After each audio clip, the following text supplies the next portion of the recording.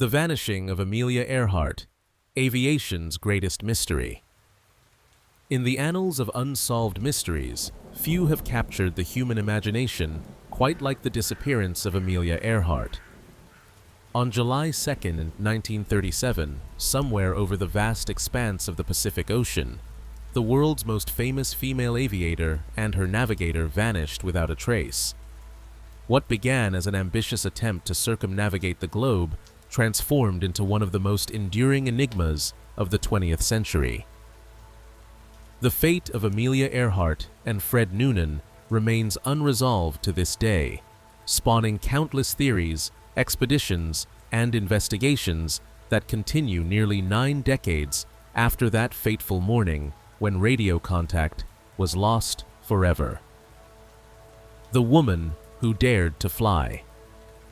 Amelia Mary Earhart entered the world on July 24, 1897, in Atchison, Kansas, a time when aviation existed only in the dreams of inventors and the pages of science fiction. Born into an upper-middle-class household, Amelia spent much of her early childhood in the comfortable home of her maternal grandparents. Her grandfather, Alfred Gideon Otis, served as a former judge in Kansas and presided as president of Atchison Savings Bank, establishing himself as one of the town's most prominent citizens. Amelia's mother, Amy Otis Earhart, had married Edwin Stanton Earhart, a railroad lawyer whose promising career would be perpetually undermined by his struggle with alcoholism. From her earliest years, Amelia displayed the adventurous spirit and independent nature that would later define her public persona. While other girls of her era were expected to wear dresses and engage in quiet, ladylike activities, Amelia and her younger sister Muriel, nicknamed Pidge, wore bloomers and engaged in energetic outdoor pursuits. They collected insects and frogs, played baseball and football, and explored their surroundings with a curiosity that defied the gender expectations of their time. When Amelia was just 7 years old, she constructed a homemade roller coaster with the help of her sister and uncle. After a dramatic crash during her first test ride, she exclaimed to Muriel that the experience had been just like flying. This childhood incident would prove eerily prophetic. The Earhart family life grew increasingly unstable as Edwin's alcoholism worsened and his career faltered. Amy would often shuttle the girls between their father's various postings and their grandparents' home when finances became particularly dire. The family moved frequently, and Amelia attended 6 different high schools across 4 years before finally graduating from Hyde Park High School in Chicago in June 1915. Despite the financial instability and her father's personal struggles, Amelia's mother was determined that her daughters would have opportunities she herself had been denied. Amy had been an adventurer in her own right, solo climbing a Colorado mountain as a young woman, and family history suggests her traditional father had denied her a college education. She was adamant that her daughters would not face the same limitations. After high school, Amelia entered the Ogont School near Philadelphia in 1916, a prestigious finishing school for young women. Her life took a pivotal turn during the Christmas holiday of 1917 when she visited her sister Muriel in Toronto. There, she witnessed the devastating toll of World War I firsthand, seeing wounded soldiers returning from the front lines. Moved by what she encountered, Amelia made the decision not to return to Ogont School and instead stayed in Toronto to join the war effort. In February 1918, she became a voluntary aid detachment nurse at the Spadina Military Convalescent Hospital, tending to injured servicemen. It was during her time in Toronto, while working at the hospital, that Amelia's fascination with aviation truly began to take root.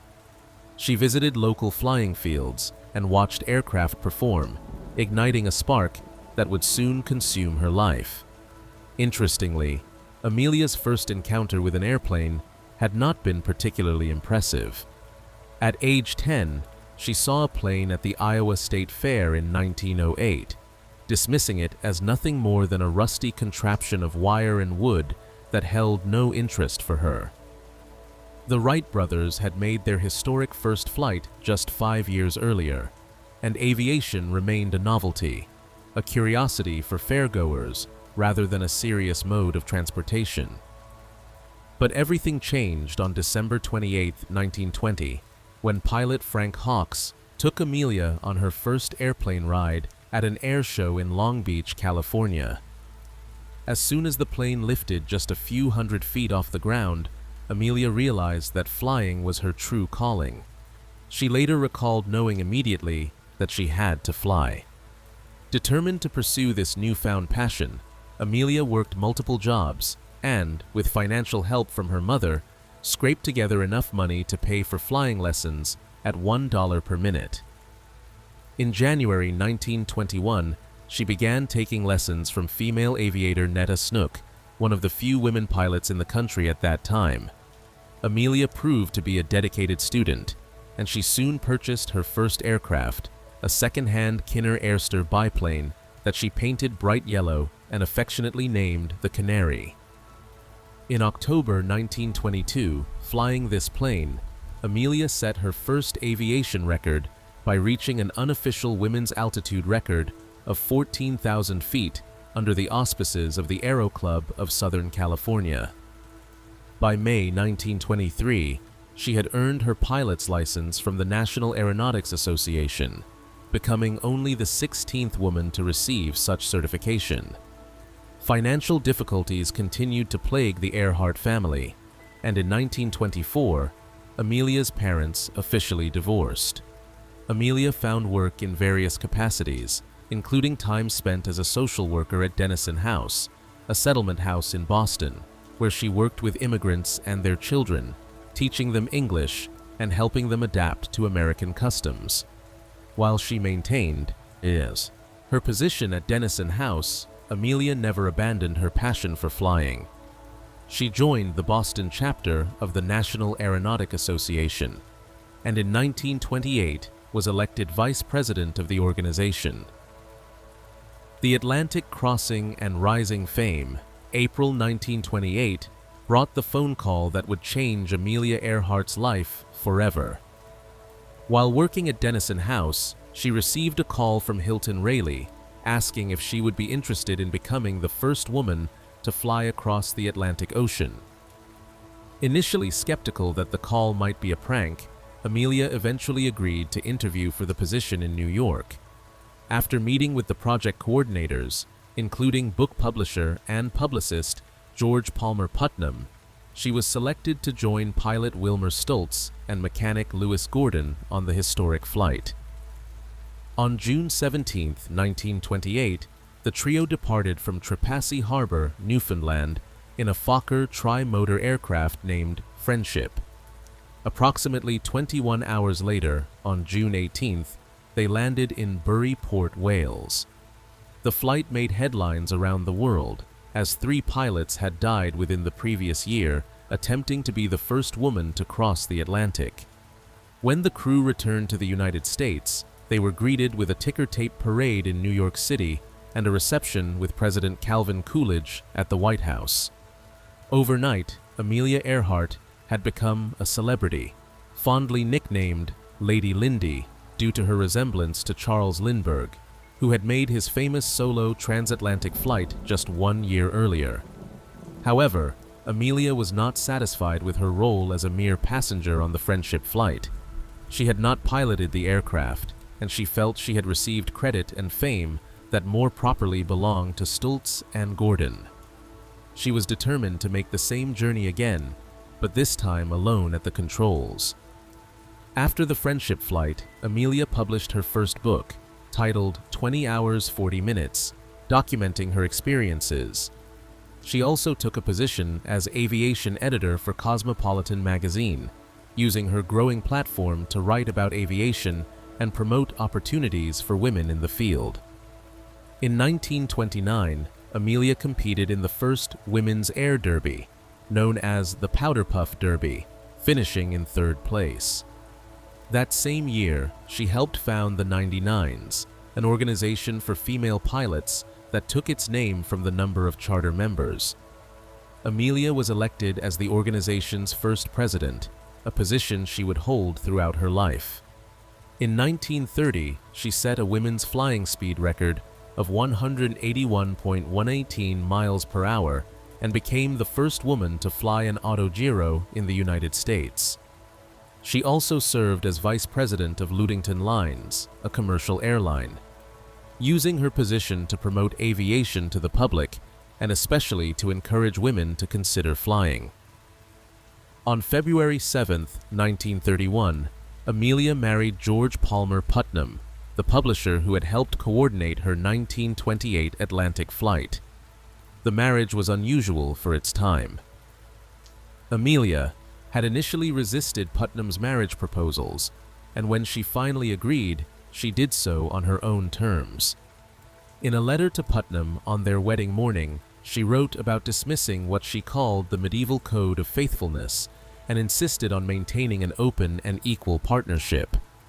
The letter included an escape clause stating they would part ways in a year if they did not find happiness together. Despite this unconventional beginning, they remained married until her disappearance, with Putnam serving not just as her husband, but as her business manager and publicist. The achievement that Amelia had been seeking came on May 20th, 1932. On the 5th anniversary of Charles Lindbergh's historic flight, Amelia took off from Harbor Grace, Newfoundland, in a bright red Lockheed Vega airplane, intending to fly solo to Paris and recreate Lindbergh's journey. The flight proved to be extremely dangerous. She encountered bad weather, thick clouds, and her windshield and wings repeatedly became covered with ice. Mechanical problems developed with the aircraft, including issues with her altimeter. After 14 hours and 56 minutes in the air, she was forced to abandon her plan to reach Paris. Instead, she made an emergency landing in a cow pasture in Londonderry, Northern Ireland. Despite not reaching her intended destination, Amelia had accomplished something remarkable. She became only the second person after Charles Lindbergh to successfully fly solo across the Atlantic Ocean. More significantly, she was the first woman to achieve this feat. The accomplishment earned her numerous awards and honors, including becoming the first woman to receive the Distinguished Flying Cross from the United States Congress. Following this triumph, Amelia published her second book, The Fun of It, in which she wrote about her life and her passion for flying. She also undertook a series of flights across the United States, continuing to break records and push the boundaries of what was considered possible for female aviators.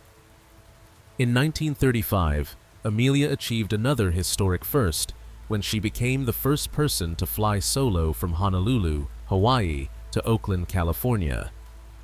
This accomplishment was particularly significant because it demonstrated that commercial trans-Pacific air service was feasible. Later that same year, she flew solo from Los Angeles to Mexico City, and a month after that, from Mexico City to Newark, New Jersey. Between 1930 and 1935, Amelia set 7 women's speed and distance aviation records in a variety of aircraft. She had become not just America's most famous female pilot, but one of the most celebrated aviators in the world, regardless of gender. The dream of circumnavigation. In 1935, Amelia joined the faculty at Purdue University as a female career counselor and technical advisor to the Department of Aeronautics. Her appointment was arranged by Purdue President Edward Elliott, who was a strong advocate for higher education for women, particularly in engineering and science fields. Elliott was also interested in supporting Amelia's flying career and convinced Purdue benefactors to purchase equipment for what would become her most ambitious undertaking yet. By the mid-1930s, Amelia Earhart had accomplished nearly everything possible in aviation. She had set numerous records, had become the first woman to fly solo across the Atlantic, and had flown solo across the Pacific. As she approached her 40th birthday, she began to contemplate what would be the crown jewel of her aviation career. flying around the world. While men had already circumnavigated the globe by air, no woman had accomplished this feat.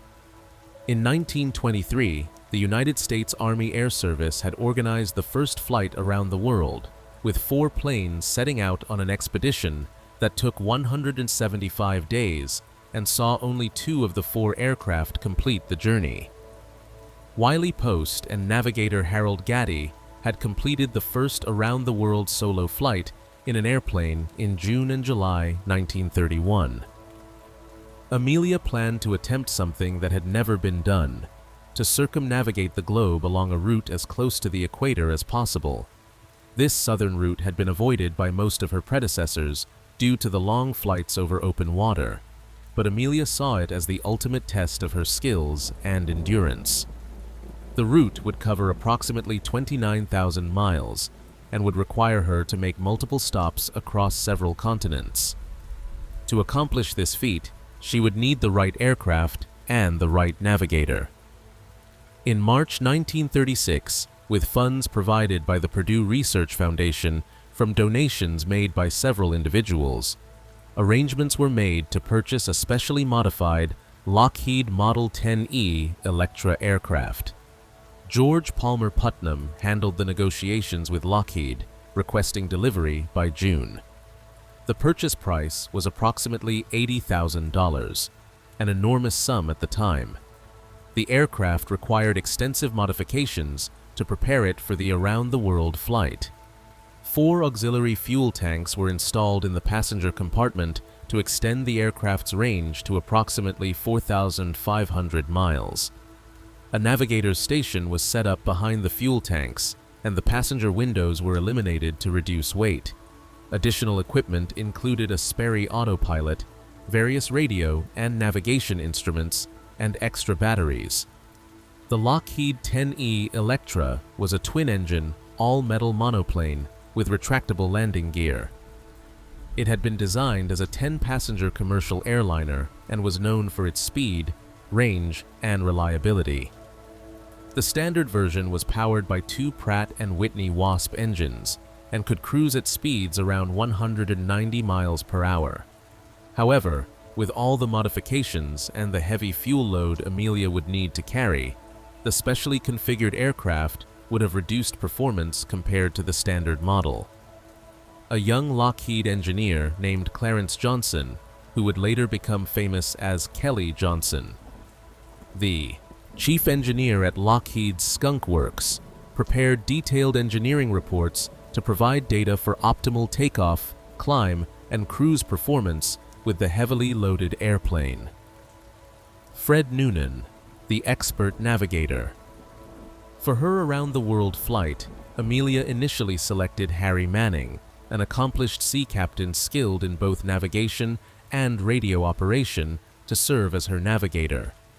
Manning was to accompany Amelia as far as Australia, helping her navigate the vast Pacific Ocean. However, given the particularly challenging nature of finding Howland Island, a tiny speck in the middle of the Pacific, Amelia and her team decided to bring aboard a second navigator for the most difficult portions of the flight. The man they chose was Fred Noonan, widely considered one of the finest aerial navigators in the world. Frederick Joseph Noonan was born on April 4, 1893, in Cook County, Illinois, to parents of Irish descent. His mother died when he was just 4 years old, and 3 years later, a census report listed his father living alone in a Chicago boarding house, with relatives or family friends presumably caring for young Fred.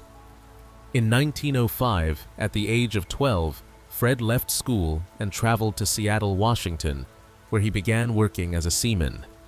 Over the next 2 decades, he rose through the ranks of the merchant marine, eventually becoming a ship's captain. His extensive experience at sea made him an expert in celestial navigation, the art of determining one's position using observations of the sun, moon, stars, and planets. In 1930, Fred Noonan made a dramatic career change, shifting his navigation skills from the sea to the skies. He obtained his pilot's license and soon after was hired by Pan American Airways, which was looking to expand its routes across the Pacific Ocean to the Philippines. At the time, the idea of flying across the Pacific to Asia was revolutionary and considered extremely dangerous. Pan American needed navigators who could chart routes across thousands of miles of open ocean with no landmarks to guide them. Noonan proved to be exactly the person Pan American needed. He was responsible for charting most of the company's westward routes from California to Manila for Pan Am's Clipper airplane fleet.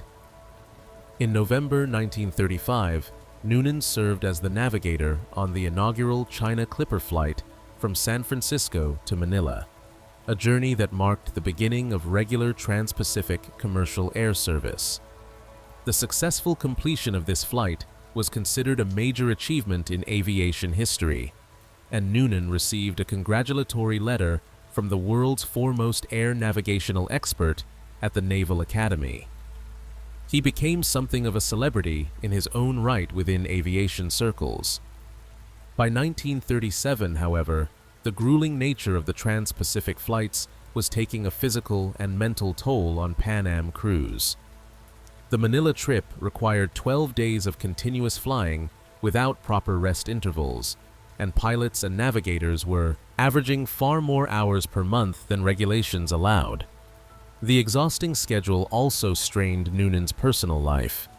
He and his first wife, Josephine, whom he had married in 1927, divorced in March 1937, with Noonan obtaining a divorce in Mexico. On March 27, 1913, just 2 months before he would depart with Amelia Earhart, Fred married Mary Beatrice Martinelli in a second marriage. The day after his disappearance, Mary would tell a reporter that Fred had received several good business offers, and they had been planning to make their home in Southern California. Noonan's reputation as a top flight navigator had not escaped the attention of Amelia Earhart's team. Initially, Harry Manning was supposed to handle all navigation duties, but Earhart's husband, George Putnam, preferred Noonan because of his extensive experience with Pan American's Pacific routes. Noonan held a second-class commercial radiotelegraph license and was experienced in using Morse code, skills that would prove crucial for long-distance navigation. He was also known for his skill with celestial navigation, particularly his ability to use a sextant to determine position by observing celestial bodies. There have been persistent rumors over the decades that Fred Noonan had a drinking problem, and that alcoholism may have played a role in the Earhart disaster. However, these rumors did not surface until decades after the disappearance, first appearing in print in 1966 in a book by Fred Gorner. The claims were supposedly based on a police report from 1937 citing drunk driving, but that report's whereabouts remain unknown, and it may never have existed. Those who worked with Noonan at Pan American, including Captain Alman Gray, later stated that while Noonan might occasionally show up for flights looking a bit hungover, he never drank during flights and always performed his navigation duties superbly. The allegations of chronic alcoholism appear to be unsupported by contemporaneous evidence and may represent an unfair assessment of a highly skilled professional whose reputation has been tarnished by his association with the Earhart mystery. The first attempt and disaster in Hawaii. On March 17, 1937, Amelia Earhart set out on her first attempt to circumnavigate the globe. The plan called for flying from west to east, with the first leg beginning in Oakland, California, and heading to Honolulu, Hawaii.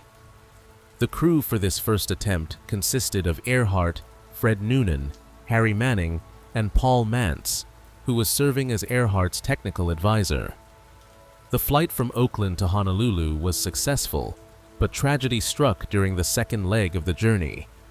On March 20, 1937, as Amelia attempted to take off from Luke Field on Ford Island in Honolulu for the next leg to Howland Island, disaster struck. The heavily loaded Electra began to swerve during the takeoff run. The exact cause of the accident remains debated, with various theories suggesting a blown tire, improper weight, distribution, pilot error, or mechanical failure. As Amelia tried to correct the swerve, the aircraft ground-looped, spinning around on the runway. The landing gear collapsed, and the propellers struck the ground, causing severe damage to the engines and wings.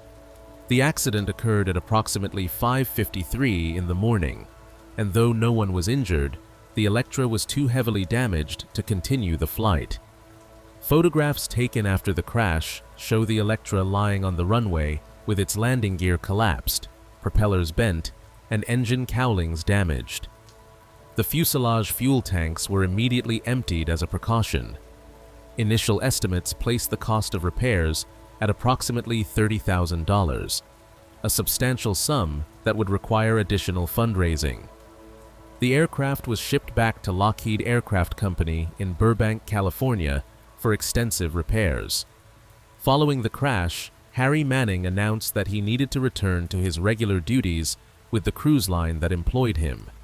Privately, Manning expressed relief at having survived the accident and indicated he did not wish to press his luck by continuing with another attempt. Paul Mantz also decided not to participate in a second attempt. This meant that when Amelia was ready to try again, Fred Noonan would be her sole crew member and navigator, a decision that would have profound implications for the success of the mission. While the Electra underwent repairs in California, Amelia and George Putnam worked to secure additional funding for a second attempt. They also made significant decisions about the flight plan and equipment. One of the most controversial decisions involved the removal of equipment to reduce weight. George Putnam pressed for the removal of what he considered unnecessary navigational and communication equipment. Most significantly, the 250-foot trailing wire antenna, which was essential for long-range communication on lower frequencies, was completely removed, along with its associated equipment. This modification would prove to have devastating consequences. The decision to remove the trailing antenna meant that the Electra would be left with only a short fixed antenna mounted on top of the fuselage. While this antenna could work adequately on higher frequencies for relatively short-range voice communication, it was virtually useless for transmitting on 500 kilocycles, the international maritime distress frequency that all ships and coastal stations monitored. More critically, the removal of the trailing antenna meant that ships and coastal direction-finding stations would be unable to take radio bearings on the aircraft, which would have been essential for helping Earhart navigate to tiny, isolated islands in the Pacific. The second attempt, a new direction. For the second attempt, significant changes were made to the flight plan. Instead of flying west to east, Amelia would now fly east to west. This change was partly due to seasonal wind and weather pattern, shifts along the planned route since the first attempt, but it also had practical implications for the schedule and logistics of the flight. The revised plan called for the journey to begin with an unpublicized flight from Oakland to Miami, Florida. From Miami, Amelia would formally announce her plans and begin the circumnavigation. On June 1, 1937, Amelia Earhart and Fred Noonan departed Miami in the repaired Lockheed Electra, beginning what would become one of the most famous flights in history. The crew now consisted of only 2 people, Amelia as pilot and Fred as navigator. Over the following month, they made numerous stops across South America, Africa, the Indian subcontinent, and Southeast Asia. The journey proceeded relatively smoothly through these early legs, though the long flights and tropical conditions took their toll on both flyers. They flew from Miami to San Juan, Puerto Rico, then on to Caripito, Venezuela. From there, they continued to Paramaribo, Dutch Guiana, and then to Fortaleza and Natal, Brazil. After departing South America, they crossed the Atlantic Ocean, landing in Saint Louis, Senegal, in West Africa. They proceeded across Africa with stops in Dakar, Gao in French West Africa, Fort Lamy in French Equatorial Africa, El Fasher in Anglo-Egyptian Sudan, and Khartoum. From Khartoum, they flew to Massawa in Italian Eritrea, then to Assab before crossing the Gulf of Aden to Karachi in British India. Continuing across the Indian subcontinent, they made stops in Calcutta and Akyab in Burma before reaching Rangoon. From Burma, they flew to Bangkok in Siam, then to Singapore in the Straits Settlements. They continued to Bandoeng in Java, Dutch East Indies, and then to Quepang in Timor. The penultimate stop before the critical Pacific crossing was Darwin in northern Australia, followed by a flight to Lae, New Guinea. On June 29, 1937, after traveling for nearly a month and covering approximately 22,000 miles, Amelia Earhart and Fred Noonan arrived in Lae, New Guinea. They had completed 30 legs of their planned 34-leg journey. Approximately 7,000 miles remained, and virtually all of it would be over the vast Pacific Ocean.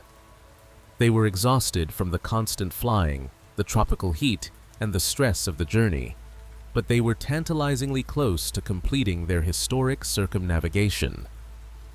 The final departure from Lae, New Guinea, sits on the Huon Gulf on the northeastern coast of what is now Papua New Guinea. In 1937, it was a remote outpost of the Australian administration, serviced by Guinea Airways, a small airline that operated throughout the region. The airfield at Lae consisted of a grass runway, approximately 3,000 feet long, that ended at a bluff overlooking the shark-infested waters of the Gulf. For the heavily loaded Electra that Amelia would be flying, this short runway would provide minimal margin for error during takeoff. The next leg of the journey would be the longest and most challenging of the entire circumnavigation.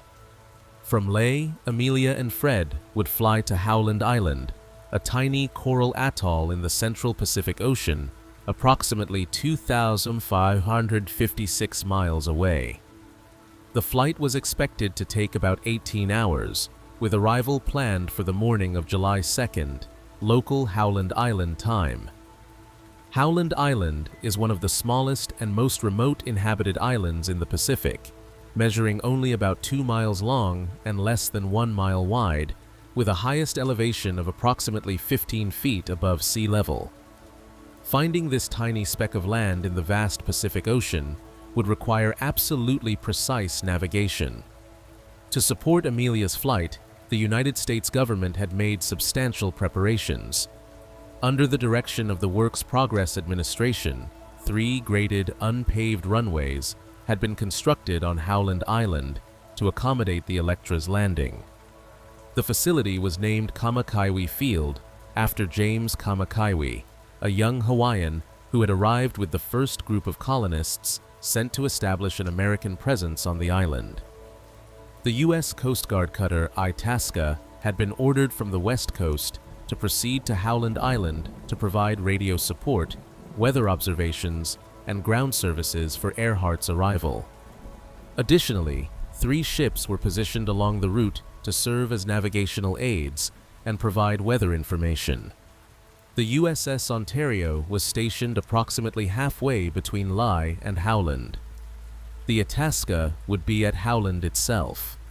The USS Swan would be positioned between Howland and Hawaii for the subsequent leg of the journey. Each vessel was equipped to transmit radio signals that Fred Noonan could use for navigation, supplementing his celestial observations with radio direction finding. On the evening of July 1st, 1937, Amelia and Fred made their final preparations for departure. The Electra had been refueled, though there is some evidence suggesting that it may not have been completely filled due to concerns about the short runway and the need to get the heavily loaded aircraft safely airborne. The plane was loaded with 1,100 to 1,200 gallons of fuel, which should have provided approximately 18 to 20 hours of flight time under normal conditions. However, the actual range would depend on many factors, including wind speed and direction, engine performance, and the optimal power settings chosen during the flight. Fred Noonan prepared his navigation equipment and charts. For this leg of the journey, celestial navigation would be crucial. Fred would need to make regular observations of the sun and later the stars, using his sextant to determine their position. He would then plot these observations on his charts to calculate their course and ground speed. The plan called for them to depart Lae in darkness, which would allow Fred to use star sights for navigation during the first several hours of the flight. As dawn approached, he would make sun observations. The timing was critical. They needed to arrive at Howland during daylight hours so they could see the tiny island and the landing strip that had been prepared for them. At approximately 10 o'clock a.m. local time on July 2, 1937, Amelia Earhart taxied the silver Lockheed Electra to the far end of the grass runway at Lae. Inside the closed cockpit, the tropical sun beat down mercilessly, and both occupants could feel the oppressive heat building. This was by far the heaviest load of fuel Amelia had ever attempted to carry, and the short runway ending at the cliff overlooking the Gulf left no room for error. Several people gathered to watch the departure, including the manager of Guinea Airways and his wife, local officials, and airport personnel. One of the final photographs ever taken of Amelia Earhart and Fred Noonan shows them standing beside the Electra at Lae, surrounded by these onlookers. In the photo, both appear tired but determined, ready to tackle the most dangerous leg of their journey. Amelia pushed the throttles forward, and the heavily laden Electra began its takeoff roll. The aircraft accelerated slowly down the grass strip, using every foot of the available runway. Witnesses held their breath as the plane approached the cliff edge, but Amelia managed to get the Electra airborne just before running out of runway. The aircraft climbed sluggishly, barely clearing the cliff and passing low over the waters of Huon Gulf. Once safely airborne and away from the terrain, Amelia turned the Electra onto a heading that would take them out over the Pacific Ocean toward Howland Island, some 2,500 miles to the east-northeast. The Lockheed Electra Flying Laboratory. The aircraft that Amelia Earhart flew on her final flight was officially designated a Lockheed Model 10E Electra with the registration number NR16020. The Lockheed Model 10 Electra series represented a significant advancement in aircraft design when it was introduced in the mid-1930s. Designed to compete with the Boeing 247 and Douglas DC-2 airliners, the Electra featured an all-metal construction, twin engines, retractable landing gear, and a sleek, streamlined appearance that embodied the Art Deco aesthetic of the era. The Electra's development had involved wind tunnel testing at the University of Michigan, where a young graduate student named Clarence Kelly Johnson had participated in the evaluation. Johnson noticed that the aircraft's original single-tail configuration lacked adequate stability, and he convinced Lockheed's chief engineer to change the design to a twin-tail configuration. This modification became one of Lockheed's signature design features. Kelly Johnson would go on to lead Lockheed's famous Skunk Works division, where he would be instrumental in designing advanced aircraft, including the U-2 spy plane and the SR-71 Blackbird supersonic reconnaissance aircraft. Amelia's Electra, designated as a Model 10E, was equipped with two Pratt & Whitney Wasp S3H1 engines, each producing 600 horsepower. These were more powerful than the standard Wasp Junior engines used on the Model 10A variant. The aircraft featured Hamilton standard constant-speed propellers that could adjust their pitch for optimal performance during different phases of flight. Under normal conditions, the standard Electra could carry 10 passengers and a crew of 2 or 3, with a maximum range of approximately 810 miles. However, Amelia's Electra had been so extensively modified that it bore little resemblance to a standard passenger aircraft. The passenger compartment had been gutted and replaced with fuel tanks. In addition to the standard wing tanks, 4 large auxiliary fuel tanks had been installed in the cabin area, dramatically increasing the aircraft's fuel capacity to approximately 1,200 gallons. This modification theoretically extended the range to approximately 4,500 miles, though the actual achievable range would depend on many variables, including altitude, airspeed, engine settings, and weather conditions. Behind the fuel tanks, a navigation station had been set up for Fred Noonan. This area contained a chart table, navigation instruments including a sextant for celestial observations, and the necessary tools for dead reckoning navigation. The passenger windows had been removed to save weight and reduce drag. A Sperry autopilot had been installed to reduce pilot workload during the long oceanic flights. The aircraft was equipped with various radio equipment, though the removal of the trailing antenna severely limited its capabilities on certain frequencies. The Electra was also fitted with a Bendix radio direction finder, a sophisticated piece of equipment that could theoretically allow the pilot to determine the bearing to a radio transmitter. By taking bearings on 2 or more stations, a pilot could triangulate their position. However, the Bendix system was complex to operate, and Amelia had experienced difficulties using it during earlier legs of the journey. The direction-finding loop antenna was visible mounted atop the fuselage aft of the cockpit. Officially, the aircraft was referred to as Amelia's Flying Laboratory because it was ostensibly being used as a test bed for new equipment, funded by the Purdue Research Foundation. However, Amelia's real intent was always to use the aircraft for her around-the-world flight. The Electra represented the cutting edge of aviation technology in 1937, yet even with all its advanced equipment, it would prove inadequate for the challenges that lay ahead on that morning of July 2nd. Howland Island, a speck in the Pacific. Howland Island sits almost exactly on the equator in the central Pacific Ocean, positioned at approximately 0 degrees 48 minutes north latitude and 176 degrees 37 minutes west longitude. The island is located roughly halfway between Hawaii and Australia, approximately 1,700 nautical miles southwest of Honolulu. Despite its strategic location, Howland is one of the most remote and inhospitable pieces of land in the Pacific. The coral atoll measures only about 1.6 square miles in area, approximately 2 miles long and 1 mile wide, with a coastline of roughly 4 miles. The highest point on the island rises a mere 3 to 15 feet above sea level, making it virtually impossible to see from any significant distance at sea level. The United States had claimed Howland Island in 1857 under the Guano Islands Act of 1856, which allowed American citizens to take possession of unclaimed islands containing guano deposits.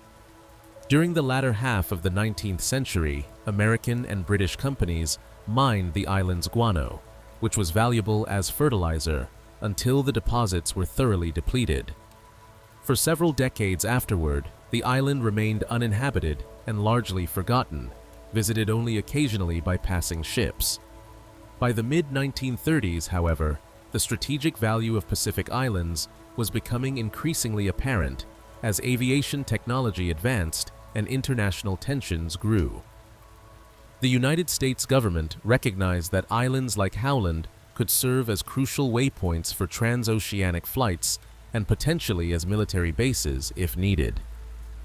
In 1935, under President Franklin D. Roosevelt's administration, the United States took steps to reassert its claim to Howland and several other equatorial islands by establishing a colonization project. Young Hawaiian men were recruited to live on these remote islands, establishing an American presence and maintaining basic facilities.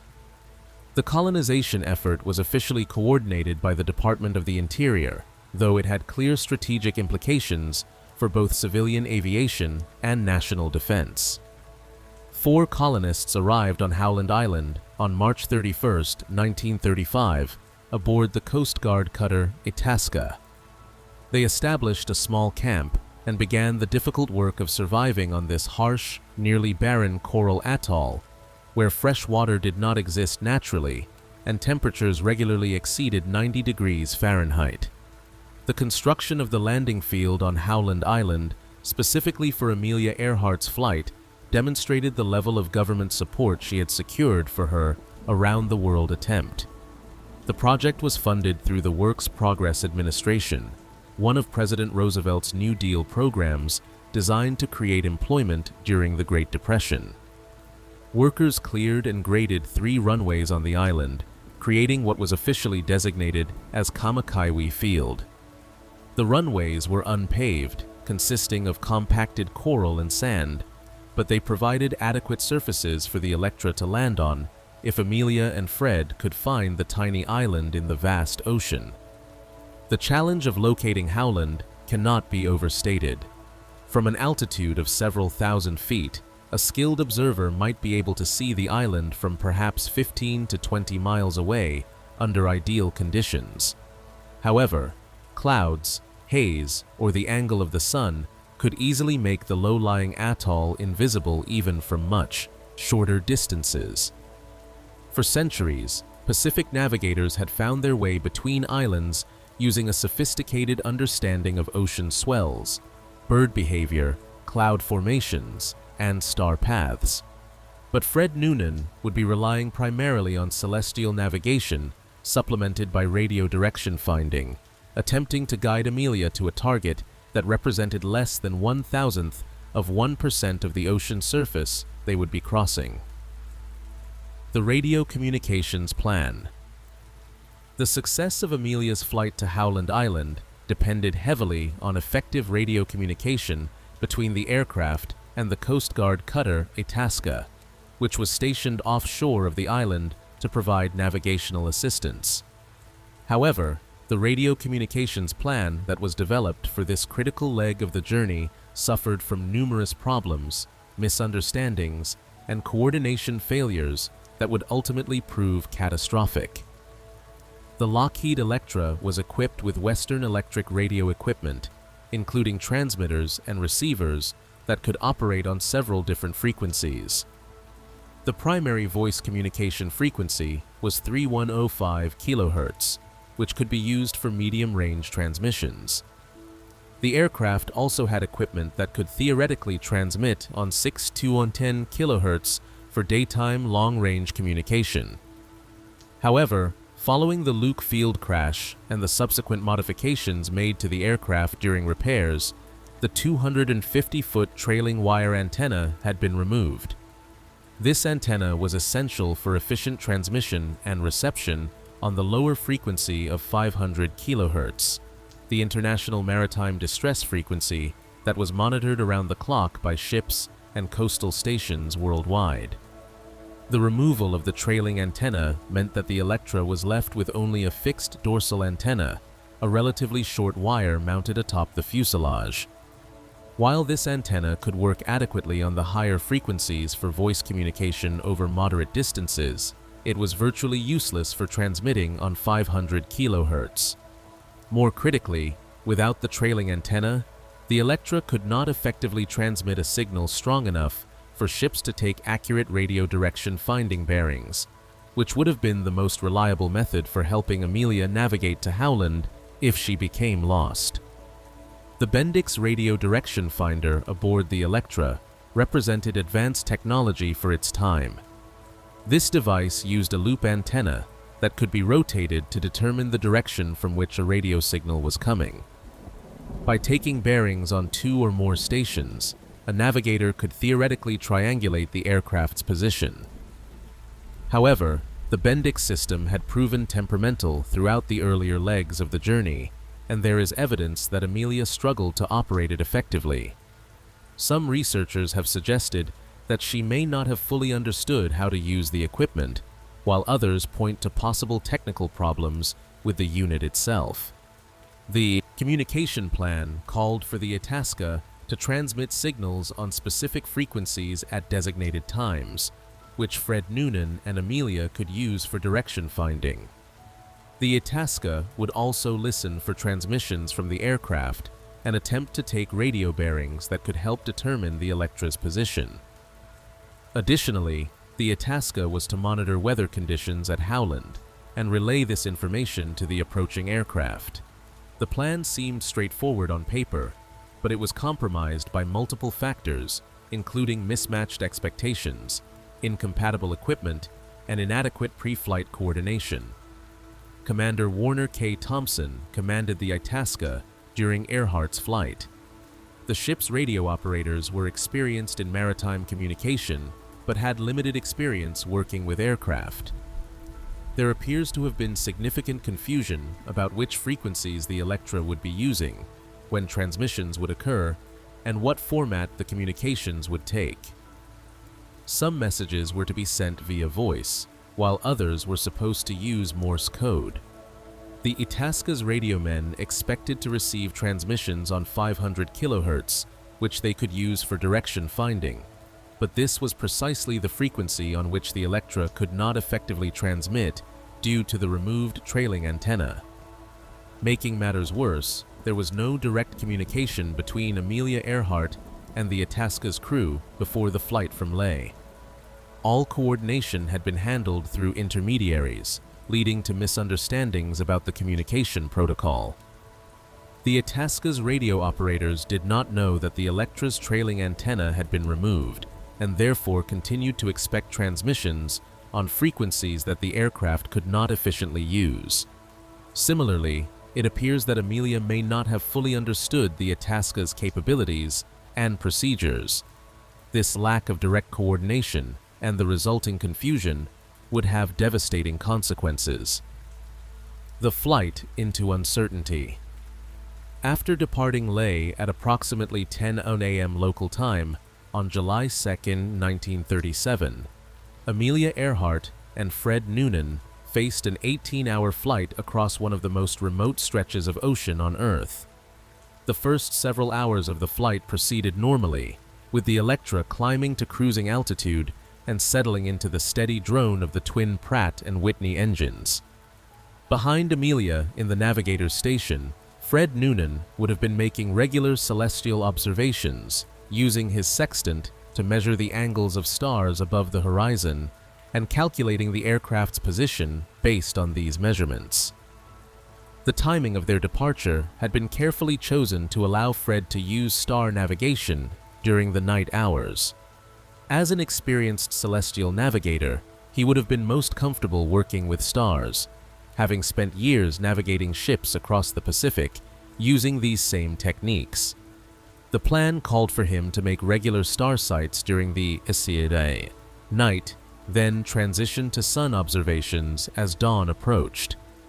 By combining these celestial observations with dead reckoning based on their airspeed, compass heading, and estimated wind drift, Fred would plot their course toward Howland Island. Several transmissions from the Electra were received during the early stages of the flight. At approximately 7 hours and 20 minutes into the flight, the Itasca received a transmission from Amelia on 3105 kHz, in which she stated, "partly cloudy." This brief message indicated that the flight was proceeding, though the presence of clouds would have made celestial navigation more difficult for Fred. Clouds obscure stars and can make it impossible to get accurate sextant readings, forcing navigators to rely more heavily on dead reckoning, which accumulates errors over time due to uncertainties about wind speed and direction. The Itasca continued to transmit signals at the scheduled times, hoping that the Electra was receiving them and that Amelia or Fred was taking radio bearings. However, the ship received no acknowledgement that these transmissions were being heard. The lack of two-way communication was frustrating for the Itasca's crew, who had no way of knowing whether their signals were reaching the aircraft or whether the navigational information they were broadcasting was helpful. They could only wait and listen, hoping to hear from the Electra as it drew closer to Howland. As the flight progressed through the night and into the early morning hours, the Itasca received additional fragmentary transmissions from the aircraft. At approximately 2:45 a.m. Howland time on July 2nd, a transmission was heard that included the phrase, "cloudy and overcast." The signal strength was increasing, suggesting that the aircraft was indeed getting closer to Howland Island. However, the transmissions remained brief and provided little detailed information about the aircraft's position, fuel state, or whether they were experiencing any problems. At approximately 6:15 a.m. Howland time, the Itasca received a transmission in which Amelia stated about 200 miles out and requested radio bearings. This was encouraging news, suggesting that the Electra was roughly 1 hour away from Howland at their cruising speed. The Itasca immediately began transmitting on the requested frequency, hoping that the aircraft could take a bearing on their signal. However, there was no indication that the Electra successfully received these transmissions or was able to use them for navigation. The next transmission came at approximately 6:45 a.m. when Amelia reported, "Please take bearing on us and report in half hour. I will make noise in microphone about 100 miles out." The Itasca's radio operators attempted to take a bearing on her signal, but the transmission was too brief to get an accurate reading. The radio direction finding equipment needed a sustained signal to determine direction accurately, but Amelia's transmissions lasted only few seconds. The Itasca continued to broadcast, asking Amelia to transmit for longer periods so they could take bearings, but these requests apparently were not received or understood by the Electra's crew. At 7:42 a.m., the Itasca received what would become one of the most famous transmissions in aviation history. Amelia's voice came through clearly, stating, "We must be on you, but cannot see you, but gas is running low, been unable to reach you by radio, we are flying at altitude 1,000 feet. This message was deeply troubling. Based on their dead reckoning navigation, Amelia and Fred believed they should be in the immediate vicinity of Howland Island, but they could not see the island despite flying at a relatively low altitude of 1,000 feet. Perhaps even more concerning was the report that fuel was running low after approximately 17 hours of flight. The Itasca responded by making smoke, hoping that the dense black smoke would be visible to the aircraft and help guide them to the island. However, there was no indication that this smoke was seen by the Electra's crew. The ship also continued to transmit on multiple frequencies, broadcasting weather information and navigational signals, desperately hoping that some piece of information might help guide the lost aviators to safety. The final transmission received from Amelia Earhart came at 8:43 a.m. Howland time. Her voice was clear and strong, though she sounded stressed. The message was chilling in its implications. "We are running north and south." This brief statement indicated that Amelia and Fred were flying a search pattern, running along a line perpendicular to their intended course in hopes of sighting Howland Island. This was a standard lost aircraft procedure based on the theory that if you have missed your target, flying perpendicular to your approach course increases your chances of spotting it.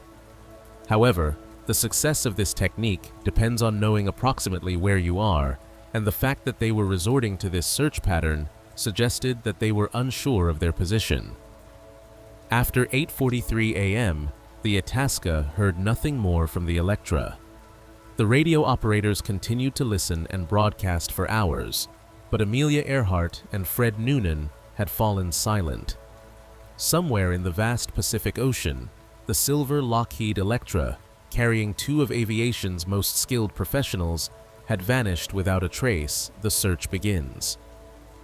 When it became clear that the Electra was overdue and had not reached Howland Island, the United States military mobilized what would become one of the largest air and sea search operations ever conducted in the Pacific Ocean up to that time. The search effort involved multiple ships, including the aircraft carrier USS Lexington, the battleship USS Colorado, numerous destroyers, the Itasca itself, and even assistance from Japanese military vessels that were in the region. Search aircraft from the Lexington flew systematic patterns over thousands of square miles of ocean, looking for any sign of the missing aircraft or its crew. The Colorado conducted extensive searches of several islands in the Phoenix Island group, including Gardner Island, which is now known as Nikumaroro. Small landing parties went ashore on these islands and looked for any evidence of recent human presence, but they found nothing that could be definitively connected to Earhart and Noonan. The searches continued for more than 2 weeks, covering an area of approximately 250,000 square miles. Pilots flew until their aircraft could barely make it back to the carrier. Ships crisscrossed the ocean in carefully planned search patterns. But the Pacific is vast beyond comprehension, and finding a single aircraft that may have gone down anywhere within hundreds of thousands of square miles of open ocean proved impossible. On July 19, 1937, after 16 days of intensive searching that had cost the United States government an estimated $4 million, the official search was called off. No trace of Amelia Earhart, Fred Noonan, or their aircraft had been found. On January 5, 1939, Amelia Earhart was officially declared dead by a court in California. Fred Noonan had already been declared dead on June 20, 1938.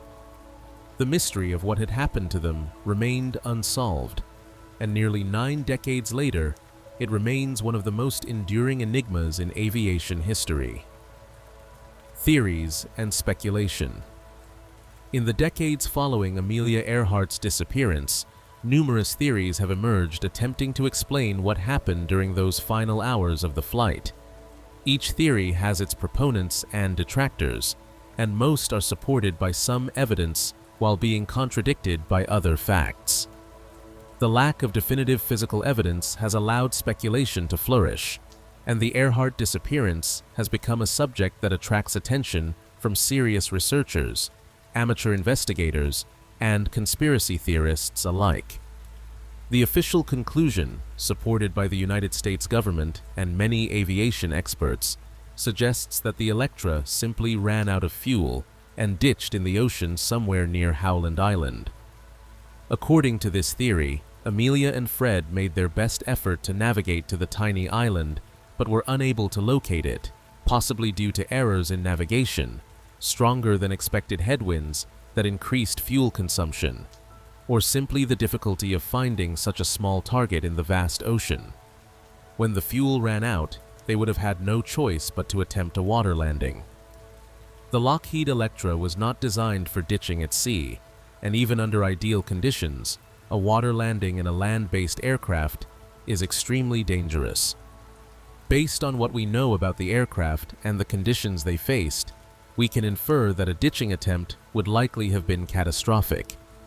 The Electra's fixed landing gear would have dug into the water surface, causing the aircraft to flip or break apart upon contact with the ocean. Even if Amelia managed a relatively controlled ditching, the aircraft would have sunk rapidly. In the open ocean far from any land, with no rescue vessels nearby, survival would have been unlikely. This theory, while grim, is supported by the fact that no credible evidence of Earhart and Noonan being alive after their last radio transmission has ever been verified. However, some researchers have suggested that the aviators might have made it to land somewhere in the Phoenix Island group. The most extensively investigated alternative theory is known as the Nikumaroro hypothesis, championed by the International Group for Historic Aircraft Recovery, commonly known as TIGHAR. This organization has conducted multiple expeditions to Nikumaroro, formerly known as Gardner Island, based on the theory that Earhart and Noonan landed on the reef surrounding this uninhabited atoll and survived for some time as castaways. The Nikumaroro theory is based on several pieces of circumstantial evidence. In 1940, 3 years after Earhart's disappearance, a British colonial officer discovered skeletal remains on Nikumaroro during a work party visit to the island.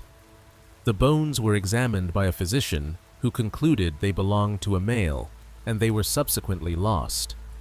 However, modern forensic anthropologists who have analyzed the original measurements using contemporary techniques have suggested that the bones could have belonged to a tall European or American woman, potentially consistent with Amelia Earhart's height and build.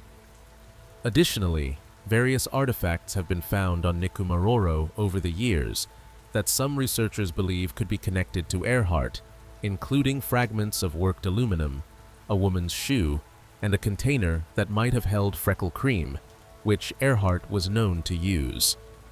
TIGHAR has also pointed to reports of radio signals heard in the days following Earhart's disappearance that allegedly came from the Phoenix Islands region and mentioned Earhart's name or aircraft identification.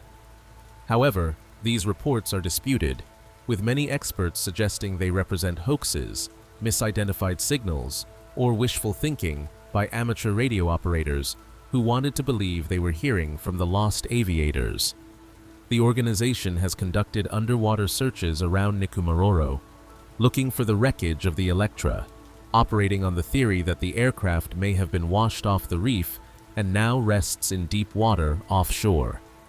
Despite extensive surveys using sonar and underwater robots, no definitive evidence of the Electra has been found in these waters. Another theory that has attracted attention over the years suggests that Amelia Earhart and Fred Noonan were captured by the Japanese military. According to various versions of this theory, the pair either deliberately or accidentally flew into Japanese-controlled territory in the Marshall Islands. The most common narrative suggests they crashed or landed on an island controlled by Japan, were taken into custody as suspected spies, and died in Japanese captivity. Some versions of this theory claim that Earhart and Noonan were executed, while others suggest they died from disease or maltreatment while imprisoned. This theory gained traction in part due to claims by individuals who said they saw Earhart or an American woman prisoner in the Pacific region during the late 1930s or during World War II. However, researchers who have investigated these claims have generally found them to lack credibility, based on inconsistencies in the testimonies, failure to provide verifiable evidence, and the unreliability of eyewitness accounts decades after the alleged events. The Japanese government has repeatedly denied having any records of capturing or detaining Earhart and Noonan, and extensive searches of Japanese archives have not produced any convincing evidence to support this theory. A variation on the Japanese capture theory suggests that Earhart was actually on a spy mission for the United States government, with her around-the-world flight serving as cover for reconnaissance of Japanese military installations in the Pacific. Proponents of this theory point to the level of government support Earhart received for her flight, including the construction of facilities on Howland Island and the presence of military vessels along her route. However, this theory requires accepting that the United States government would risk the life of its most famous female pilot on a spying mission and then maintain a complete cover-up for more than 80 years, all while continuing to officially support the belief that she simply got lost and crashed at sea. Most serious historians and researchers consider this theory to be highly implausible and unsupported by credible evidence. It is worth noting that speculation and unfounded theories have sometimes overshadowed the actual facts of the case. Some theories border on the absurd, suggesting everything from alien abduction to Earhart assuming a false identity and living secretly in New Jersey. While such claims make for entertaining reading, they distract from the serious investigation of what actually happened to Earhart and Noonan. The most likely explanation remains that the experienced aviator and her skilled navigator encountered a combination of navigational difficulties, possible radio equipment malfunctions, and perhaps stronger than expected headwinds that prevented them from finding tiny Howland Island before their fuel ran out. The evidence from the final flight. Analyzing the radio transmissions received from Amelia Earhart during the final hours of her flight provides important clues about what she and Fred Noonan were experiencing. The fragmentary nature of these communications and the increasing stress evident in Amelia's voice paint a picture of a flight that was progressively becoming more desperate as time went on.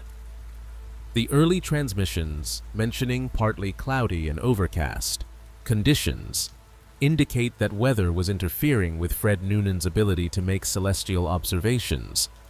Cloudy skies prevent navigators from seeing stars or getting clear sun sights with a sextant. When celestial navigation becomes impossible, navigators must rely entirely on dead reckoning, which involves estimating position based on course, speed, and time. Dead reckoning accumulates errors over long distances, especially when winds aloft differ from forecasts. Given that the flight from Lae to Howland covered more than 2,500 miles, even small errors in estimating wind speed and direction could result in the aircraft being tens of miles off course by the time they expected to reach Howland. The transmission at approximately 6:15 a.m. stating they were about 200 miles out is particularly interesting when analyzed carefully. This message suggests that Fred Noonan had calculated their position and believed they were roughly an hour away from Howland at their cruising speed of around 150 miles per hour. However, if this position estimate was based primarily on dead reckoning rather than verified celestial observations, it could have been significantly in error. We can infer from their subsequent inability to find the island that their estimated position was wrong, though we cannot know for certain whether they were north, south, east, or west of Howland, or by how much. The 7:42 a.m. transmission stating, "We must be on you, but cannot see you," is one of the most poignant messages in aviation history. Amelia and Fred believed, based on their navigation calculations, that they should be directly over or very near Howland Island. The fact that they could not see the island, despite flying at 1,000 feet altitude, suggests several possibilities. They might have been farther away from Howland than they calculated. They could have been flying through haze or low clouds that obscured visibility. The island might have been behind them, outside their field of view from the cockpit, or some combination of these factors might have been at work. The statement that fuel was running low after approximately 17 hours of flight is also significant. The Electra should have had enough fuel for roughly 18 to 20 hours of flight under normal conditions, so being low on fuel after 17 hours suggests that actual fuel consumption was higher than planned. This could indicate that headwinds were stronger than forecast, requiring more power to maintain airspeed. It might suggest that the engines were running less efficiently than expected. Or it could simply reflect conservative fuel management on Amelia's part, as any prudent pilot in her situation would have been carefully monitoring fuel gauges and becoming increasingly concerned as time passed without sighting their destination. The final transmission at 8:43 a.m. stating, "We are running north and south," indicates that Amelia and Fred had adopted a search pattern. This was a logical procedure for a lost aircraft that believes it is near its destination but cannot locate it. The line of position Noonan would have calculated from their celestial navigation gave them one component of their location, but not the other. By flying perpendicular to their intended track, they hoped to cross over Howland Island and see it. However, this search pattern only works if you are relatively close to your target and if visibility allows you to see it when you pass by. What the radio transmissions do not tell us is perhaps as significant as what they do reveal. There is no indication that Amelia or Fred ever successfully used the Bendix radio direction finder to take a bearing on the Itasca's transmissions. We have no evidence that they received or understood the Itasca's broadcasts asking them to transmit for longer periods so the ship could take radio bearings. The communication failures that plagued this flight are a stark reminder of how critical clear, two-way communication is for air navigation, especially when trying to find a tiny island in the middle of the ocean. Fred Noonan's final navigation challenge. For Fred Noonan, the flight to Howland Island represented the culmination of his career as one of the world's premier aerial navigators. Based on what we know about his methods and the challenges he faced, we can reconstruct the enormous difficulties involved in this navigation task. Finding Howland Island required precision that pushed the limits of the navigation technology and techniques available in 1937. Celestial navigation, the art of determining position by observing celestial bodies, had been refined over centuries by maritime navigators. Fred Noonan was a master of these techniques, having spent years at sea before transitioning to aviation. The fundamental principle involves measuring the angle between a celestial body and the horizon, then using mathematical tables and charts to determine your position. By taking observations of multiple celestial bodies and plotting lines of position, a navigator can determine where these lines intersect, establishing their location. However, celestial navigation from a moving aircraft presents challenges that do not exist for ships at sea. Ships move slowly and provide stable platforms for sextant observations. Aircraft move much faster and are subject to constant motion from turbulence and changes in altitude. Taking accurate celestial observations from an aircraft requires skill, practice, and ideally clear skies. Fred Noonan had all of these things going for him, except apparently the clear skies, which were mentioned as being cloudy or overcast in multiple radio transmissions. The procedure Fred would have followed involved using a bubble sextant, which contained an artificial horizon rather than relying on viewing the actual horizon.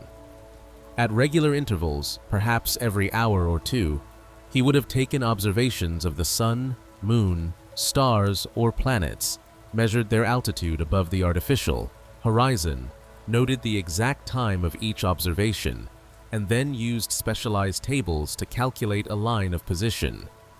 Each celestial observation provides one line on which the aircraft must be located, but does not tell you where along that line you are. By combining multiple observations, ideally of celestial bodies in different parts of the sky, a navigator can determine a position fix. Dead reckoning filled the gaps between celestial observations. This technique involves calculating where you should be based on your known or estimated starting position, the course you have been flying, your airspeed, and the time elapsed. The critical weak point in dead reckoning is winds aloft. An aircraft flies through air that is itself moving relative to the ground below.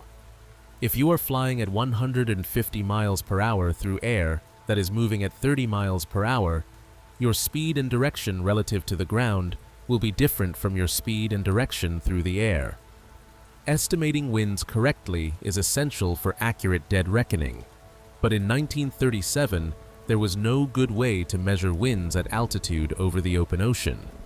Weather forecasts for the Lae to Howland flight predicted light winds, which should have made navigation easier. However, forecast winds are educated guesses, not certainties, and actual winds can differ significantly from predictions. This could imply that Fred's dead reckoning calculations accumulated errors throughout the flight due to winds that differed from the forecast.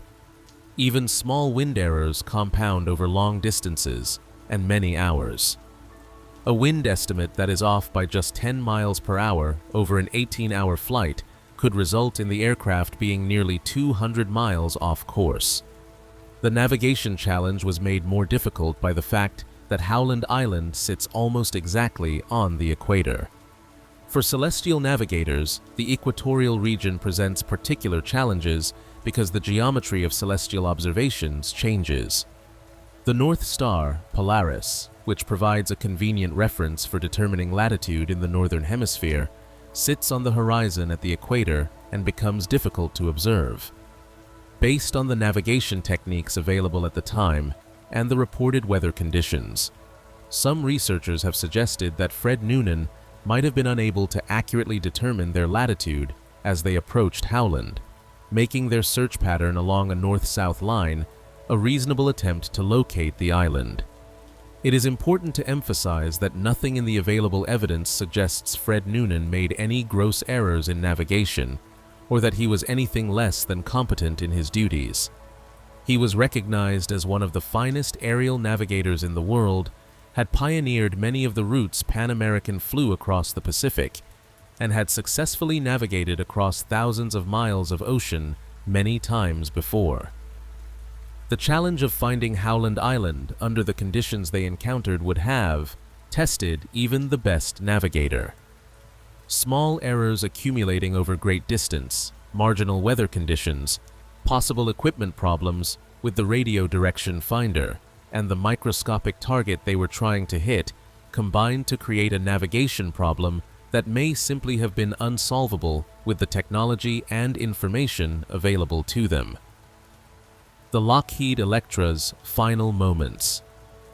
While we cannot know with certainty what happened to the Lockheed Electra after that final radio transmission at 8:43 a.m., we can make some informed inferences based on the aircraft's capabilities, the situation as described in the radio messages, and the physical realities of ditching an aircraft at sea.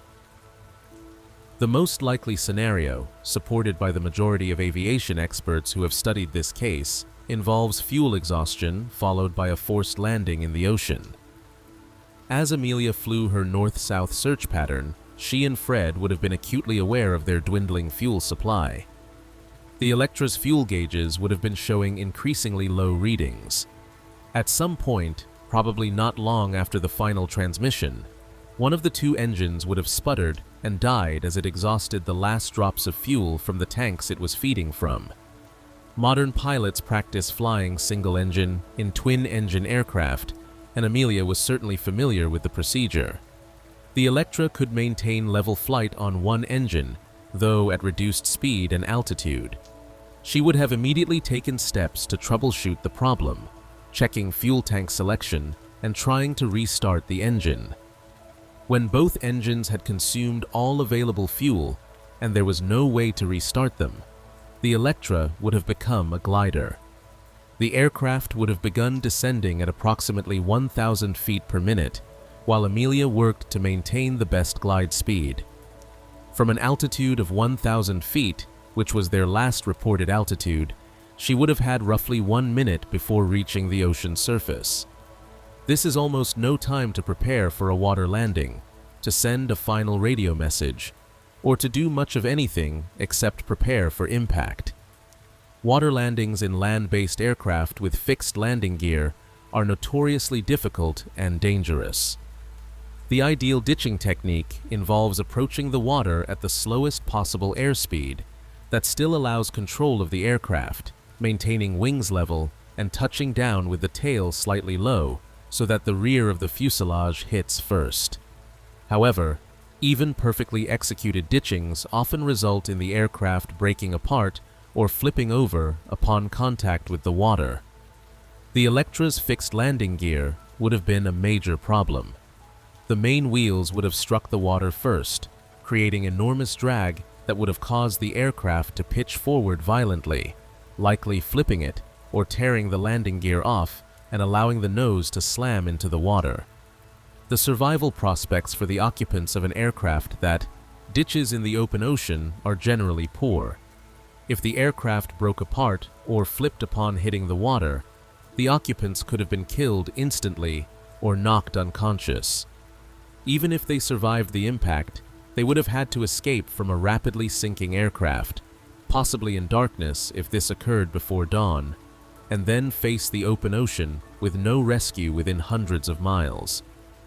The Electra was equipped with a life raft, but there is no evidence it was ever deployed.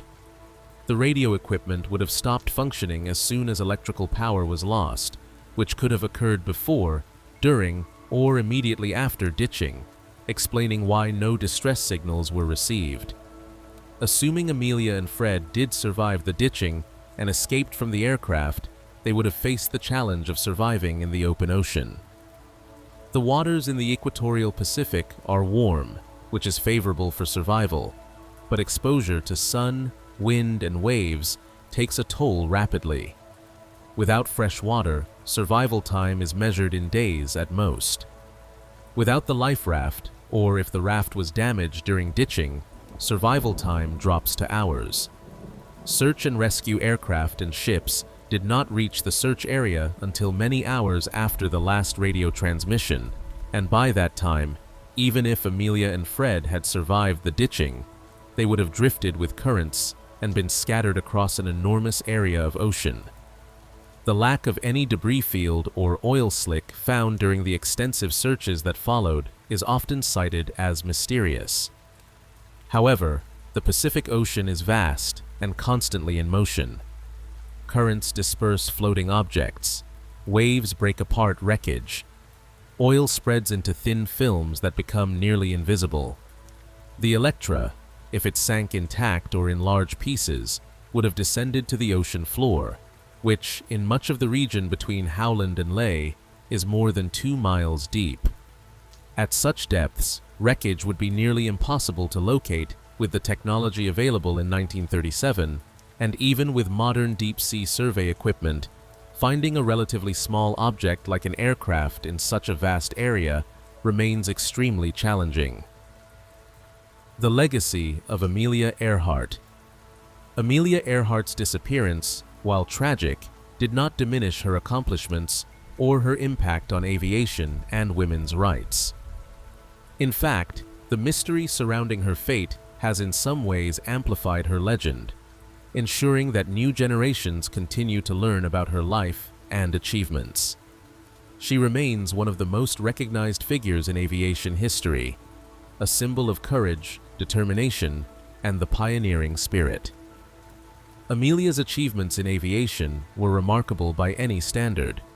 She was the first woman to fly solo across the Atlantic Ocean, the first person to fly solo from Hawaii to the continental United States, and the first woman to receive the Distinguished Flying Cross.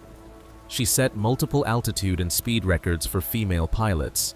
She promoted aviation tirelessly through her writing, speaking engagements, and public appearances. She worked to create opportunities for women in aviation at a time when the field was almost entirely male-dominated. Beyond her specific achievements in flying, Amelia Earhart became an icon for women's equality and empowerment. She insisted on being treated as a pilot, not as a female pilot. She refused to accept limitations based on her gender and encouraged other women to pursue their dreams regardless of societal expectations. Her marriage to George Putnam was unconventional for the era, with Amelia insisting on maintaining her independence and her career. She wore trousers when they were considered inappropriate for women. She spoke out about women's rights and opportunities. In all these ways, she challenged the gender norms of her time. The 99s, the organization of women pilots that Amelia helped found and served as first president, continues to operate today with thousands of members worldwide. The organization provides networking, education, and support for women in aviation, carrying forward the mission that Amelia championed. Each year, the 99s presents scholarships to women pursuing aviation careers, helping to create opportunities that Amelia would have celebrated.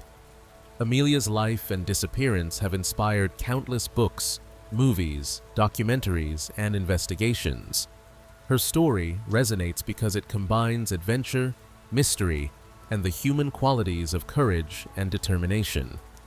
Children learning about history encounter Amelia Earhart as an example of someone who pursued her passion despite obstacles and limitations.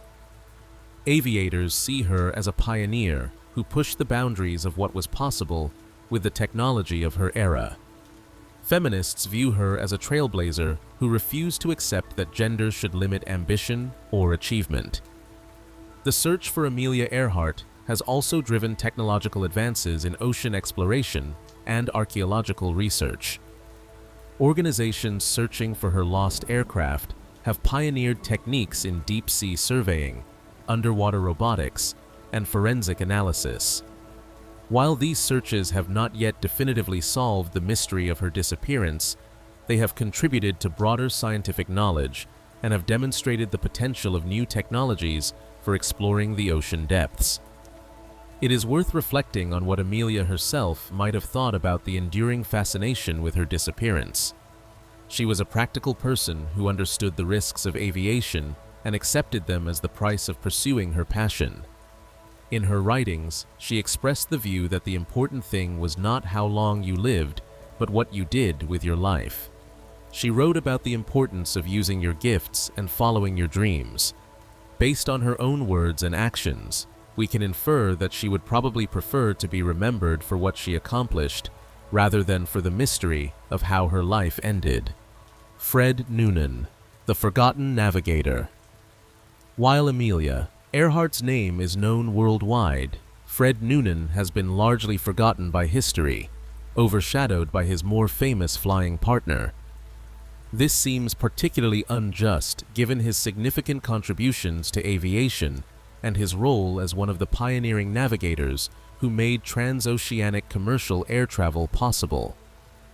Fred Noonan deserves to be remembered not just as the man who disappeared with Amelia Earhart, but as a skilled professional who helped chart the routes that connected continents across the Pacific Ocean.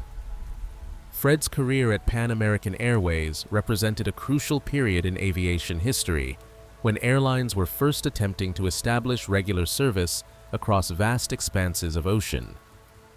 Before Fred Noonan and his colleagues developed the routes and procedures for Pacific crossings, flying from North America to Asia or from the United States to Australia was either impossible or extremely dangerous. Fred helped make these flights routine, or at least as routine as they could be in the 1930s, when aviation technology was still developing rapidly. The routes Fred charted for Pan American became the foundation for the airline's Pacific division, which would eventually carry thousands of passengers and tons of cargo across the ocean. His work demonstrated that celestial navigation could be successfully adapted from maritime use to aviation, paving the way for the transoceanic flights that became commonplace in the decades that followed. Every commercial flight that crosses the Pacific today owes something to the pioneering work of navigators like Fred Noonan, who proved it could be done safely and reliably. Fred left behind a wife, Mary, who had married him just 2 months before his final flight. She spent years hoping for news of his survival, only to eventually accept that he had perished somewhere in the Pacific. His family mourned him, and his colleagues at Pan American remembered him as one of their finest navigators. But outside of aviation circles, Fred Noonan's name faded from public memory, mentioned only in connection with the Earhart disappearance rather than being celebrated for his own achievements. This pattern reflects a broader historical tendency to focus on the famous at the expense of the supporting players, even when those supporting players were highly skilled professionals who made essential contributions. Fred Noonan was not simply Amelia Earhart's navigator. He was a pioneering aviator in his own right, who helped establish the foundations of modern transoceanic air travel. His expertise and experience were the reasons Amelia selected him for the most challenging portions of her around-the-world flight. He deserves to be remembered and honored accordingly. Modern search efforts and continuing mystery. The disappearance of Amelia Earhart and Fred Noonan continues to generate search expeditions and investigations nearly 90 years after their final flight. Modern technology has provided tools that would have seemed miraculous to searchers in 1937, yet the mystery remains unsolved. Satellites, sonar systems, underwater robots, and sophisticated analysis techniques have all been deployed in attempts to find evidence of what happened to the lost aviators, with varying degrees of success and credibility. The International Group for Historic Aircraft Recovery has conducted more than a dozen expeditions to Nikumaroro Island since the early 1990s. These expeditions have used progressively more sophisticated technology, including side-scan sonar, remotely operated underwater vehicles, and forensic analysis of artifacts found on the island. While TIGHAR has reported finding various items that could potentially be connected to Earhart, including aluminum fragments that might match the Electra's construction and personal items that could have belonged to a woman castaway, none of these findings has been definitively proven to be from Earhart's aircraft or possessions. In 2012, an expedition funded by the state of Delaware conducted extensive sonar surveys of the waters around Nikumaroro, searching for the wreckage of the Electra on the ocean floor. The expedition used sophisticated side-scan sonar and underwater cameras, but did not locate any definitive wreckage. Similar expeditions have searched other areas based on different theories about where the aircraft might have gone down, but the vastness of the Pacific and the depth of the ocean floor have prevented any conclusive discoveries. Some researchers have used modern satellite imagery and historical photographs to look for evidence of aircraft wreckage on remote islands. Enhanced and analyzed photographs from the 1930s and 1940s have been examined for shapes that might represent parts of an aircraft, with proponents of various theories claiming to have found such evidence. However, the interpretation of ambiguous shapes in old photographs is highly subjective, and none of these claims has withstood rigorous scientific scrutiny. In recent years, advances in forensic analysis have allowed researchers to re-examine evidence from earlier investigations. The bones found on Nikumaroro in 1940, though lost, were measured and documented by the physician who examined them. Modern forensic anthropologists have analyzed these historical measurements using contemporary techniques and statistical methods, with some concluding that the bones are more consistent with a European or American woman of Earhart's height than with the Pacific Islander male the original examiner believed they represented. However, other experts have questioned these reanalyses, noting the limitations of working from historical measurements rather than examining the actual bones. The continuing fascination with the Earhart disappearance has unfortunately also attracted individuals and organizations that have promoted dubious theories or even fabricated evidence. In 2017, a photograph allegedly showing Earhart and Noonan alive in the Marshall Islands was featured in a television documentary, only to be later discovered to have been published in a Japanese book before the date of Earhart's disappearance, thoroughly debunking the claim. Such incidents highlight the importance of rigorous verification and skepticism when evaluating claims about historical mysteries. Despite the lack of definitive answers, the search efforts have contributed valuable information to our understanding of the final flight and the challenges Earhart and Noonan faced. Research into the radio communications, analysis of the aircraft's fuel consumption and range, studies of weather patterns and ocean currents in the region, and detailed mapping of the seafloor in potential crash sites have all added to our knowledge. Even if these efforts have not yet solved the mystery, they have eliminated some possibilities and helped focus future search efforts on the most promising areas and theories. The reality is that the Pacific Ocean is vast, deep, and unforgiving. Aircraft wreckage on the ocean floor at depths of 2 miles or more is extremely difficult to locate even with modern technology. Currents disperse floating debris over enormous areas. The passage of decades allows marine growth to obscure shapes and corrode metals. Finding the wreckage of a single aircraft that went down somewhere in hundreds of thousands of square miles of ocean represents a challenge that may never be overcome, regardless of how sophisticated our technology becomes. This could imply that the mystery of Amelia Earhart's disappearance may remain forever unsolved, a tantalizing enigma that continues to capture imagination precisely because it lacks a definitive conclusion. The human cost of pioneer aviation. The story of Amelia Earhart and Fred Noonan serves as a reminder of the dangers faced by aviation pioneers in the early decades of flight. The period between the Wright brothers' first flight in 1903 and the beginning of World War II in 1939 was an era of rapid advancement in aviation technology, but it was also a time when flying remained extremely dangerous. Many of the pilots and navigators who pushed the boundaries of what aircraft could do paid for their pioneering spirit with their lives. The list of famous aviators who died in crashes during this era is sobering. Harriet Quimby, the first American woman to earn a pilot's license, died in 1912 when her aircraft pitched forward and she was thrown from her seat. Lincoln Beechey, one of the most famous stunt pilots of the early aviation era, died in 1915 when his aircraft broke apart during an aerobatic maneuver.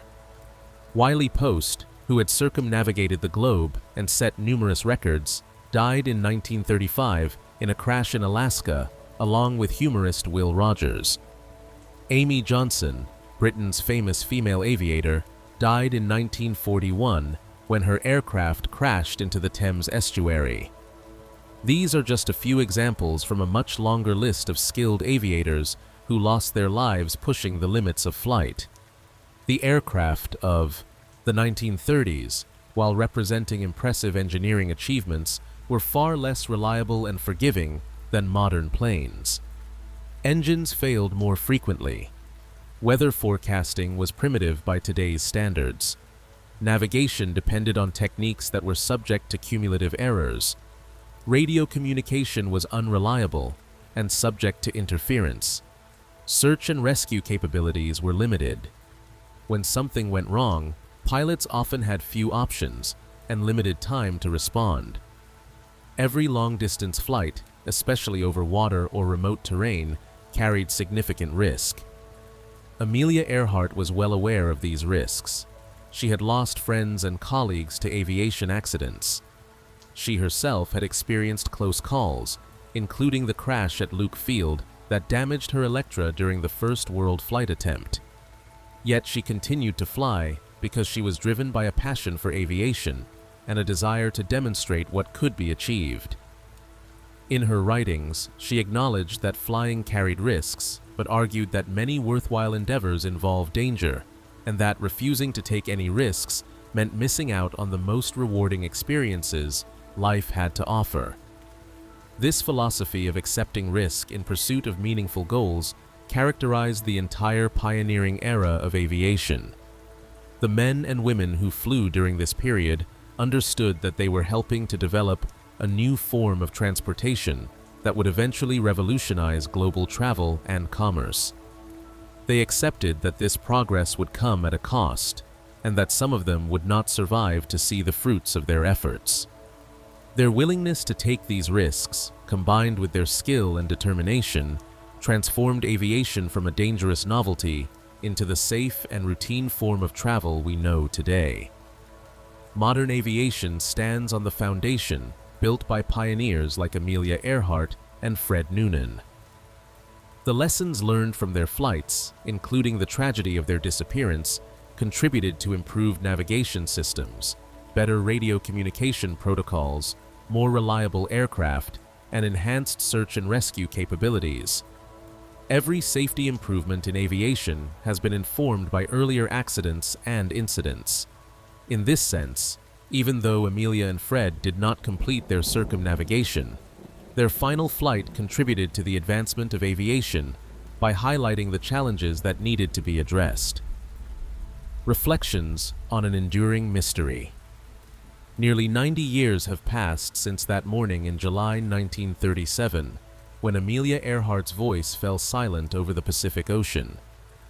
In the decades since, the world has changed in ways that would have seemed unimaginable to the people of 1937.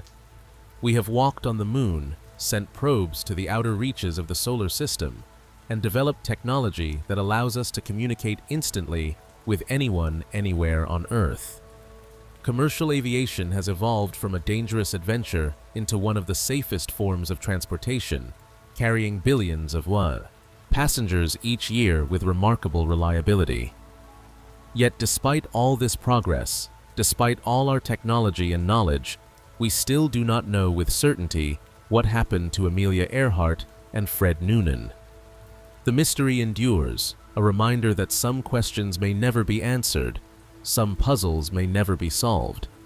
The Pacific Ocean keeps its secrets, and the fate of two brave aviators remains one of those secrets that the sea has refused to yield. Perhaps this is fitting. Amelia Earhart lived her life pushing boundaries, exploring unknowns, and venturing into uncertainty. The fact that her final flight ended in mystery seems almost appropriate for someone who spent her career embracing the unknown. She would probably not have wanted to be remembered as someone who played it safe, who avoided risks, or who lived cautiously.